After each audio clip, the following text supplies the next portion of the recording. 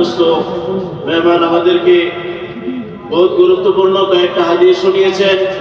আল্লাহ রাস্তায় বার হওয়া কত জরুরি কথা বুঝিয়েছেন। আবুল লাইস সাবরকান্দি রাহমাতুল্লাহি আলাইহি ওনার সনদ দিয়ে দুইটা হাদিস বর্ণনা করেন, যে হাদিস আমাদেরকে বোঝাবে যে আল্লাহর রাস্তায় বার হওয়ার অন্য কোনো বদল বলতে পারে না। যে আমি আরো দিনের কাজ করে নেব, যে হ্যাঁ ঠিক আছে, কিন্তু এইটার জায়গা অন্য কিছু নিতে পারে না। এক হাদিসে আমাদেরকে এক শিক্ষা দিতেছে। এক রিওয়ায়াত উনি বর্ণনা করেন, হযরত আবু হুরায়রা রাদিয়াল্লাহু তাআলা আনহু রাবী, যে একজন সাহাবী এসেছেন, ইয়া রাসূলুল্লাহ, আমার এই অসুবিধা আছে, আমার এই অসুবিধা আছে, আমার এই অসুবিধা আছে, এখন তো আমি আল্লাহর রাস্তায় যাইতে পারতেছি না, আমার কাছে ৬০০০ দিরহাম আছে, এই টাকাগুলো যদি আমি আল্লাহর রাস্তায় খরচ করে দেই, তবে কি যারা আল্লাহর রাস্তায় গিয়েছে আমি তাদের সওয়াব পাবো না?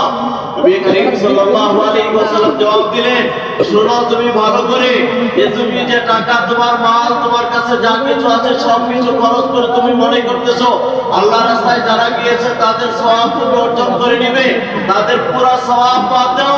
যে তাদের ভিতরে কোনো মানুষ আল্লাহর রাস্তায় গিয়েছে আর সেখানে গিয়ে আরাম করতেছে, সেই আরামের সওয়াবও তুমি পাবে না, তার ঘুমানো সেখানে তোমার এই পয়সা থেকে বেশি সওয়াব আছে। দ্বিতীয় আরেকটা রিওয়ায়াত বর্ণনা করেন যে হযরত আব্দুর রহমান ইবনে আউফ রাদিয়াল্লাহু তাআলা একসময় ওনার এক বাগানে দাখিল হন, আর সেখানে গিয়ে দেখেন ওনার অনেক গোলাম ছিল। উনি গিয়ে বাগানে যে গোলাপগুলো ছিল, গোলাপগুলোকে আজাদ করা শুরু করেন। একের পর এক গোলাম আজাদ করে যাচ্ছেন। দেখলে ওরা দেখতেছে, আরে এত বড় নেকের কাজ, একটা গোলাম আজাদ করে মানুষ জাহান্নাম থেকে আজাদ হয়ে যায়, ইনি একের পর এক গোলাম আজাদ করে যাচ্ছেন, এত বড় নেকের কাজ।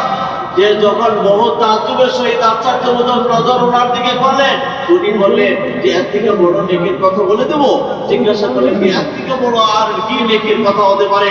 তখন তিনি বলেছিলেন যে শুনো, এর থেকে বড় নেকির কাজ হয়েছে যে মানুষ আল্লাহ রাস্তায় গিয়েছে আর আল্লাহ রাস্তায় ঘোরার উপর